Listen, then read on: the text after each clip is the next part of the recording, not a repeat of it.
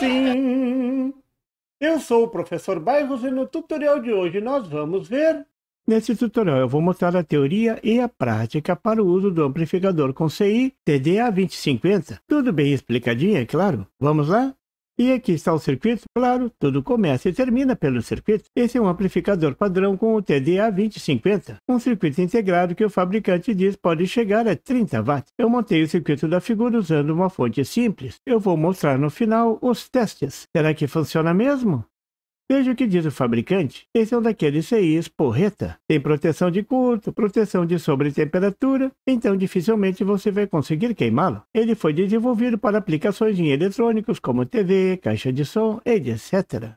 Vamos dar uma olhadinha nos detalhes do circuito. Primeira fonte de tensão. Essa configuração é para fonte simples, então precisa ter o capacitor em série com um alto-falante. Observe o conjunto de capacitores em paralelo com a alimentação C3 e C5. Eles formam um filtro para o ripple e ainda para as frequências mais altas. Por isso, um capacitor eletrolítico em paralelo com um capacitor eletrostático forma um conjunto perfeito. Esse é um arranjo típico nesse tipo de circuito. Mas o sinal tem que girar ao redor do 0 volt. Então, nessa configuração é criado um zero virtual, pelas resistências R1 e R2, exatamente do mesmo valor. A resistência R3 serve para garantir a impedância de entrada. Então, para o sinal, ela fica em paralelo com a entrada. Se você medir e descer a tensão entre as resistências R1 e R2, deverá encontrar exatamente a metade da tensão de alimentação. Mas o sinal de entrada é aplicado entre o pino de entrada IN e o terra da fonte, que não é o terra virtual. Então, para ligar o terra da fonte no terra virtual em AC, é usado o capacitor C2. Ele funciona como um curto-circuito em AC. Na verdade, a fonte de tensão funciona como um curto-circuito em AC, mas isso você está careca de saber. O capacitor C2 funciona como um capacitor de passagem. O ganho de tensão em AC é dado pelo circuito de realimentação formado por R5 e R4. Você pode imaginar esse circuito como um amplificador operacional de potência. Então, como o sinal está entrando na entrada não inversora, esse é um amplificador não inversor. Note que em AC o capacitor C4 se comporta como um curto-circuito aterrando R4, que passa a fazer parte do circuito de realimentação. Ele funciona como um capacitor fantasma. Está ali, mas em AC ninguém vê ele. Mas em DC o capacitor se comporta como um circuito aberto. O fantasma começa a assombrar o circuito DC. Nesse caso a resistência R4 está desligada e o ganho é bem pequeno. Isso acontece para baixas frequências. O ganho AC só acontece quando o sinal AC chega. Esse é um arranjo típico nos amplificadores e pré-amplificadores. Note que em paralelo com o alto-falante tem um circuito de snubber, formado por R6 e C6. Esse circuito funciona como um filtro para evitar que as frequências mais altas cheguem ao alto-falante e também serve para amortecer as tensões geradas pela força eletromotriz criada pelo alto-falante no retorno do cone. Esse é outro daqueles circuitos típicos nos amplificadores de potência. Claro que existe uma versão para fonte simétrica. Veja na figura. O circuito fica bem simplificado. Primeiro, não precisa da resistência do zero virtual, mas a resistência em paralelo com a entrada continua lá. Ela é que vai fixar a impedância de entrada. Agora o sinal de entrada está aplicado entre o pino de entrada IN e o terra real. Simplifica muito, não é mesmo? O alto-falante pode ser ligado direto na saída. Sem sinal, a tensão sobre ele é zero. Isso também simplifica bastante, não é mesmo? Observe que as ligações à fonte negativa também têm os capacitores de filtro. Então, sempre coloque esses capacitores nos seus projetos. Observe bem que C6 está com o positivo ligado ao terra. Não inverta, senão teremos cheiro de ampere queimado. Veja agora o professor Bairros mostrando o circuito. Estamos aqui no sítio do professor Bairros para mostrar o funcionamento do amplificador com TDA2050. Vamos ver como está organizado o parquinho? Aqui está a montagem usando um circuito padrão. Quem está acostumado com o canal do professor Bairros está acostumado com esse tipo de montagem. A fiação toda colorida deixa bem claro como é feita as ligações. Aqui eu tenho um fio cinza e um fio amarelo que estão ligados no osciloscópio.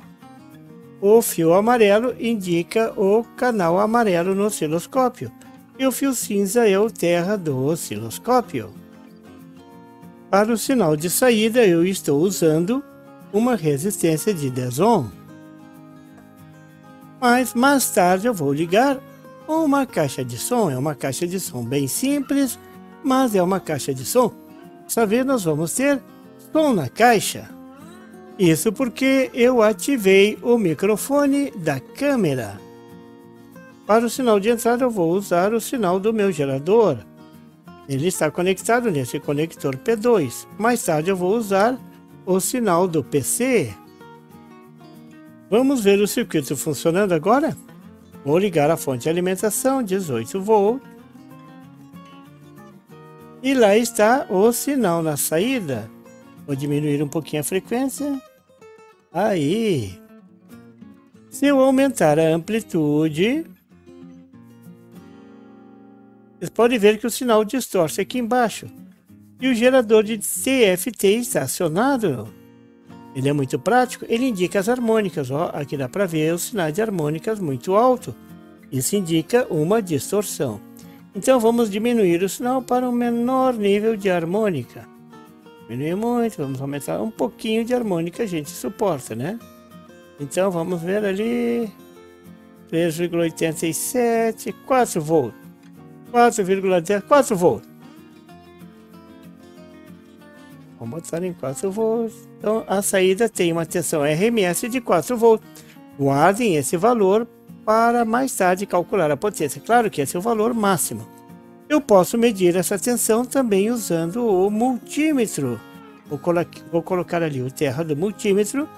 Na escala AC eu boto o multímetro.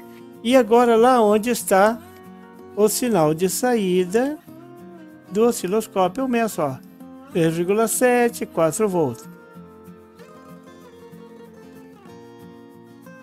3,7 volts. Então vejam que o meu multímetro também serve para medir a tensão de saída, não preciso do osciloscópio. Agora vou desligar e vou ligar o meu sinal na caixa de som. Vocês vão ver que o sinal senoidal na caixa de som é um som bastante desagradável. Para isso eu vou ligar a minha câmera, ou melhor, vou ligar o microfone da minha câmera. Pronto! O som que vocês estão ouvindo agora é o som da câmera. Vou ligar e vamos escutar o som na caixa de som, o som de 1 kHz senoidal.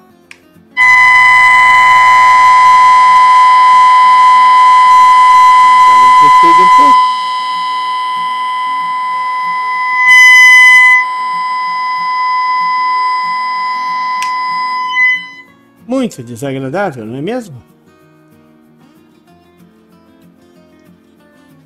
Agora eu vou ligar o som que vem do meu computador.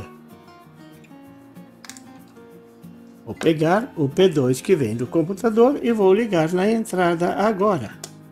Está num vídeo do professor Bairros, é claro. Vamos escutar? Primeiro valor, fantástico. Vou fazer o mesmo para a segunda bateria que está descarregada. Veja, mediu com precisão. Fantástico esse voltímetro. Vou mostrar o teste do mini voltímetro digital de 3 fios HX028. O fio vermelho é o positivo da alimentação, o fio preto é o negativo da alimentação. Vou alimentar o voltímetro. O voltímetro liga, mas não mede nada. É preciso ligar o fio branco do sensor de tensão na medição. Vou ligar na própria alimentação. Está medindo. Pronto! Isso era tudo sobre esse amplificador. Bom proveito!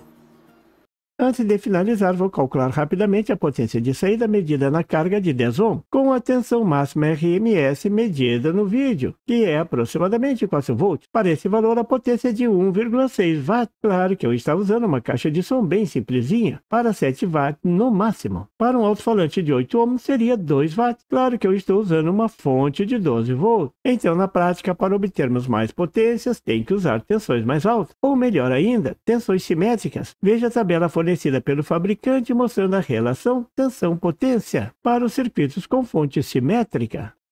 Você viu neste tutorial o teste do CI TDA2050. Bom proveito! E por favor, se você não é inscrito, se inscreva e marque o sininho para receber as notificações do canal. E não esqueça de deixar aquele like e compartilhar para dar uma força ao canal do Professor Bairros. E não tem site? Tem sim! é www.bairrospd.com. Lá você encontra o PDF e tutoriais sobre esse e outros assuntos da eletrônica. E fique atento ao canal do Professor Bairros para mais tutoriais sobre eletrônica. Até lá!